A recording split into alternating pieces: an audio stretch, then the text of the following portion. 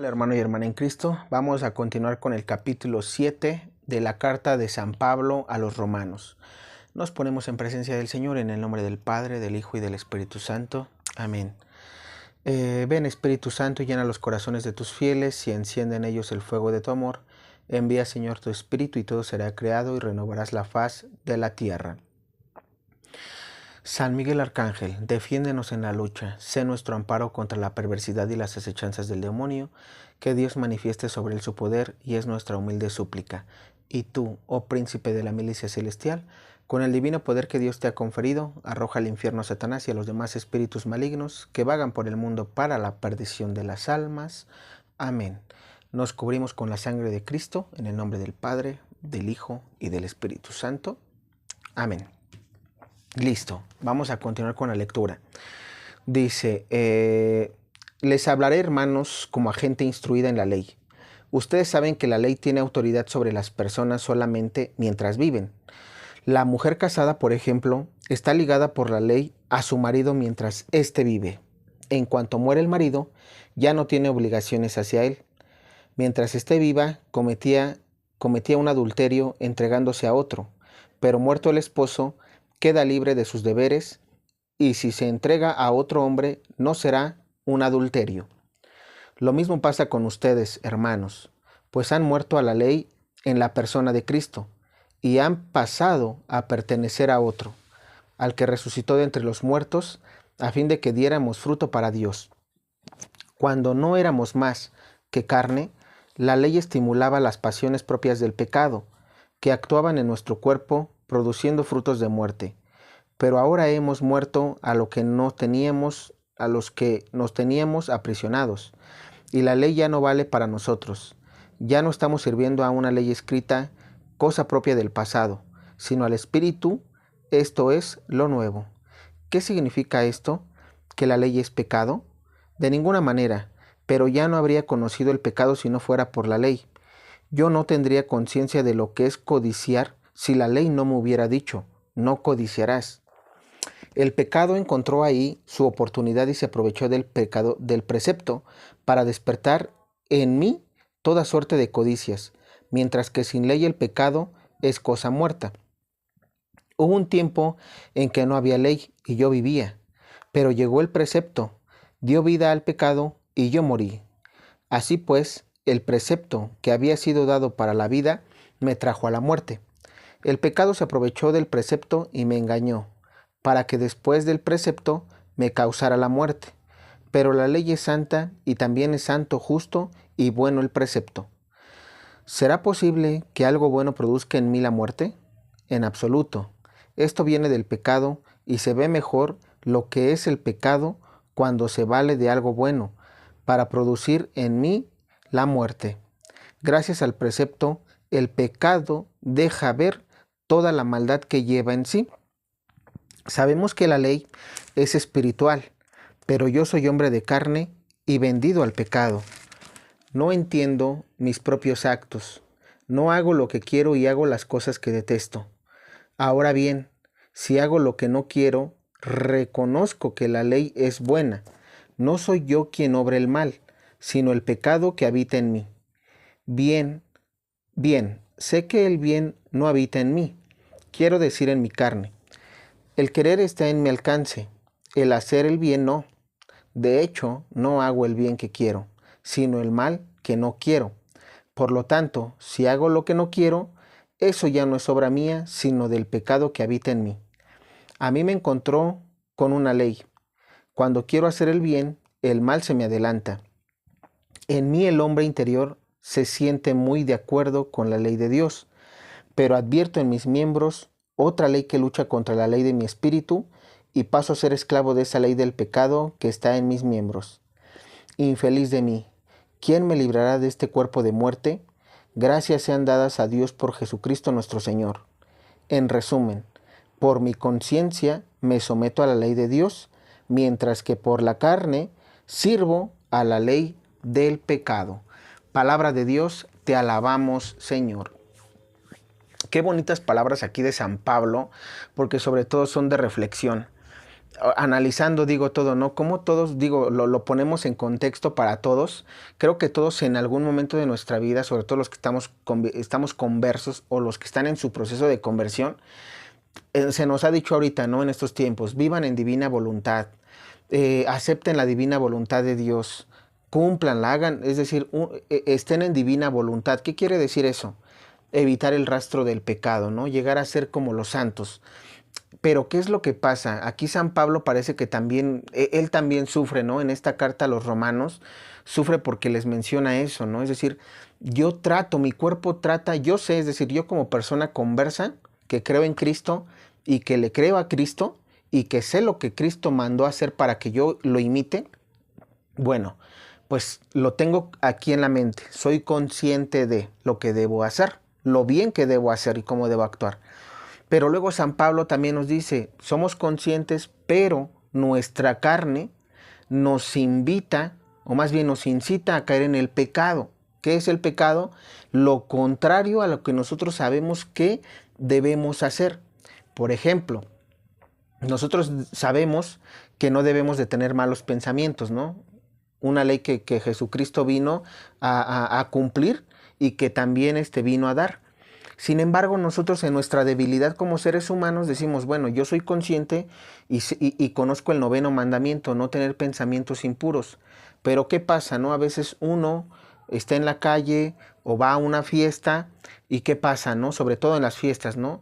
Y digo, ahorita eso es algo, digamos, errado, pero vamos a hablar de lo que estamos, el contexto de esta palabra. Vamos a una fiesta, vemos como varones, vemos a las mujercitas que están bien vestidas, que algunas inclusive están con, digamos, sus escotes, sus minifaldas. ¿Y qué pasa? Como hombres se nos van los ojos, ¿no? Y viene esta parte que dice aquí San Pablo, yo no quiero, pero la carne pareciera que mi espíritu sabe que no debo de hacer eso, pero mi carne pareciera que está siguiendo a esa otra ley, la ley del pecado, donde mis ojos ya se fueron por otro lado. ¿Y qué pasó? Tuve un pensamiento impuro, porque tal vez deseé a la mujer de mi prójimo o porque tuve pensamientos que no debería de tener con ese tipo de personas, aunque a la persona que haya visto esa mujercita esté soltera, por ejemplo. No por eso yo tengo el derecho a tener pensamientos impuros. Es a lo que San Pablo se refiere. Yo trato, pero no puedo. Ponemos el ejemplo igual y en las mujeres es lo mismo. Es decir, ven a los hombres tal vez bien arreglados en una fiesta, o tal vez los ven saliendo del gimnasio con ese tipo de personas fisicoculturistas, con buen, digamos, con un cuerpo bien ejercitado. ¿Y qué es lo que pasa con las mujeres? Empieza el mal pensamiento, los ven y empiezan a fantasear, ¿no? Entonces es lo mismo, a lo que voy es, nosotros tratamos de luchar, pero a veces salimos al mundo y el mundo pareciera que nos absorbe en esta ley de pecado. Y precisamente, ¿no? Porque el mundo es eso, ¿no? Es parte de lo que el mundo, pues tristemente ofrece. Y digo tristemente porque no debería ser así. Aquí ya viene esa corrección, ¿no? Que si, por ejemplo, nosotros en las fiestas nos fuéramos bien vestidos, no tuviéramos, las mujeres no fueran vestidas provocativamente, y al igual los hombres, inclusive para el gimnasio, para lo que sea, no habría ese tipo de malas miradas y malos pensamientos, obviamente, porque a través de la mirada es como llega el pensamiento, llega al corazón y luego lo piensas, ¿no? Entonces es muy importante y tener cuidado porque del pensamiento ya viene después la acción. Lo vimos cuando explicábamos la confesión de vida, ¿no? Yo vi, lo pensé, perdón, yo lo vi, mi corazón sintió algo, ¿no? En mi interior hubo una sensación, ¿no? Y después lo llevé a la mente a imaginarme esas cosas. Y después de allí viene la acción, porque o le hablas a la chica o le hablas al chico, y de ahí puede venir, pues digamos, ya el sexto mandamiento, cometer actos impuros, ¿sí? Porque tal vez esa persona está casada, tal vez hombre o mujer están casados y tú te metes, destruyes una familia y aparte haces que la mujer cometa adulterio y tú también lo cometes. Entonces, son cosas, repito, con las que San Pablo aquí, y resume al final San Pablo muy bien diciendo, en resumen, por mi conciencia me someto a la ley de Dios. Y eso es cierto, porque yo conscientemente, yo digo, no, estoy dispuesto a seguir a Dios, quiero seguir a Dios y quiero cumplir con sus mandatos. Es decir, mi conciencia está sometida a la ley de Dios. luego dice, mientras que por la carne sirvo a la ley del pecado. Y aquí esto es lo más padre, porque digo padre porque nos está haciendo consciente San Pablo, como dice, yo conscientemente sé que no puedo hacer eso, pero mi carne me somete al pecado. Y entonces aquí viene esta parte, ¿no? Que ya habíamos tocado el video pasado. ¿Cómo nos ayudamos? ¿Cómo ayudamos a menguar la carne? Porque ahorita viene esto que es interesante. ¿Cómo menguamos la carne? Primero, creyendo en Cristo. Nosotros, porque aquí viene esta parte, la enseñanza que de este capítulo, y que vamos a retomarlo para el capítulo 8. Pero aquí lo interesante es cómo vamos a poder nosotros ayudarle a la carne a no pecar, porque si bien es cierto que nuestra conciencia ya la tenemos firme en que queremos seguir a Cristo y cumplir con sus preceptos, ahora, ¿cómo ayudamos a la carne para que no caigamos en el pecado? Primero, debemos de tener nuestra confianza en Cristo, dejarle en Cristo a través de la oración, pedirle siempre ayuda a Cristo. Si nosotros vamos a querer luchar por nuestra propia fuerza, no vamos a poder nunca evitar el pecado, escúchenlo bien, nunca. Si tú, por ejemplo, dices, bueno, ¿sabes qué? Como yo salgo a la calle y tengo malos pensamientos, pues hoy no voy a salir a la calle. Sí, pero resulta que tienes que trabajar, resulta que tienes que salir a comprar tus cosas para comer, resulta que de alguna u otra manera tienes que convivir con el mundo. Entonces, por ti nunca lo vas a lograr. ¿Sí me explico? Siempre debemos de pedir ayuda en la oración a Jesús para que Él nos ayude a menguar la carne y a decir y sellarnos con la sangre de Cristo. Señor, hoy en esta mañana, en este nuevo día, sellamos con la sangre de Cristo, sellamos con tu sangre nuestros sentidos, nuestros ojos, nuestras manos, nuestro cuerpo, todo nuestro ser. Sellamos con tu preciosa sangre los lugares que vamos a visitar, las personas con las que vamos a convivir, nuestro caminar, Señor, para que no seamos caídos, no caigamos en tentación. Entonces, a medida de que tú selles con la sangre de Cristo todo tu alrededor, ¿qué va a pasar? Tienes digamos, esa primera ayuda. Segunda, los ayunos, ¿no? Que a través de los ayunos son buenos para menguar la carne. ¿Por qué? Cuando tú haces ayunos, hablando de este pecado de carne, de la lujuria, que generalmente es en el que más está la humanidad metida, o estamos metidos en su momento, ¿no? O sea, ¿por qué lo digo? Porque el pensamiento impuro es un pensamiento de lujuria. Entonces, finalmente es eso, aunque tú no llegues a la acción, si tienes los pensamientos, estás luchando contra ello. ¿Y qué es para qué sirven los ayunos? Las personas que lo hacen me entienden perfectamente, las que no los invitamos a hacerlas, a que ayunen a pan y agua, es decir, si vas a en un día de 24 horas, por ejemplo, un jueves, desde las 12 de la medianoche hasta las 12 de la medianoche del viernes, o sea, 24 horas, no vas a probar nada de azúcar, nada, es decir, tu alimento va a ser pan, que va a ser, digamos, bolillo, nada de pan de dulce, todo tiene que ser bolillo seco, digámoslo así, y agua. Si puedes tomar agua exorcizada y bendita, qué mejor. Entonces, el agua, puedes tomar el agua que tu cuerpo necesite, y también, para empezar, el pan que tu cuerpo necesite. Si tú estás acostumbrado a comer muy bien, pues obviamente vas a necesitar de, no sé, tal vez unos 5, 6 o 7 bolillos, ¿sí? O hasta 10 bolillos en todo el día. ¿Por qué? Porque vas a sentir esa necesidad de comer. Pero a medida de que tú vayas disminuyendo el número de cantidad de pan, pues obviamente es mejor para ti. Pero eso es un proceso, ¿no? No vas a, digamos, desde el principio a veces no lo vas a poder hacer. Hay personas que sí, que bueno, hay quienes no, se les da esa pauta de que come el bolillo que necesites, pero que sea bolillo sin dulce, y el agua que tu cuerpo necesite. A medida de que tú vas haciendo eso, vas a ayudarle al cuerpo a lo que aquí San Pablo nos quiere decir, ¿no? Para no pecar.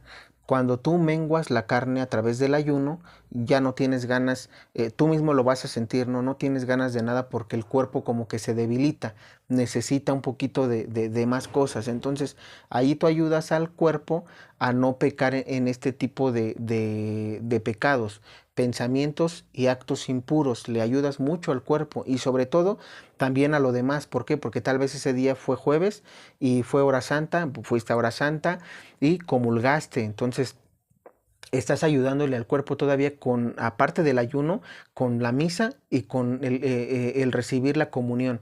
Eso también te va a dar más fortaleza. Entonces, si te vas dando cuenta, este tipo de armas que la iglesia nos da, yo le llamo armas porque son armas contra el pecado, donde podemos luchar para llegar a la santidad a la que San Pablo aquí nos invita, y entonces ahí ya es donde vas a poder unir la conciencia y la carne para que juntos hagan la voluntad de Dios. Ese día probablemente tú puedes decir, este día que ayuné, sí cumplí con la voluntad de Cristo.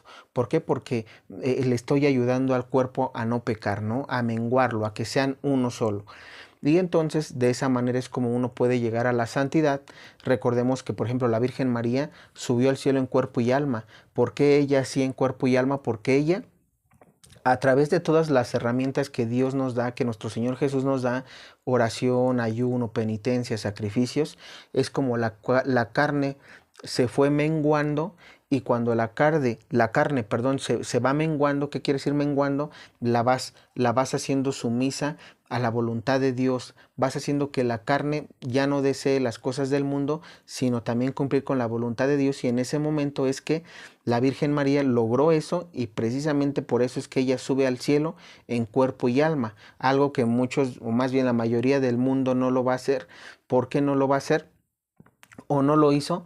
Porque si te das cuenta, la mayoría de las personas muere, y ¿qué es lo que pasa con el cuerpo? Se entierra, y el alma, que es la que no vemos, es la que va al cielo, ¿no? O se desprende más bien para su juicio particular.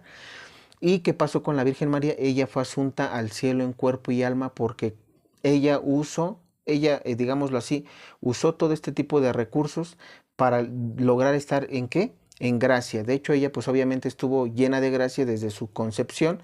Por eso tenemos los dogmas marianos, ¿no? Concebida sin pecado original, precisamente por eso. Es decir, cuando uno quita el pecado, es como puedes llegar a estar en cuerpo y alma en el cielo. Y eso nuestro Señor nos va a invitar tarde o temprano, cuando llegue el juicio final, perdón. Nuestro Señor dice, y se lo he dicho a los profetas, va a restaurar la carne en los huesos que estaban enterrados, para que ahora sí pueda la persona que está ya en el cielo con el alma, pues pueda tener ahora sí, puede estar como en el principio, como creó a Adán y Eva, en cuerpo, en alma, pero sin pecado original, que todos estén en obediencia a Dios y estén en divina voluntad. Eso es a lo que se nos invita, y es a lo que ahorita San Pablo también nos invita. Y pues bueno, eso es todo. Vamos a ver el capítulo 8 más adelante, que es lo que nos va a decir. San Pablo aquí nos va a dar nos va a decir lo mismo, pero a su manera, digamos con esas palabras más sabias del Espíritu Santo, y lo leeremos para el próximo video. Que Dios te bendiga.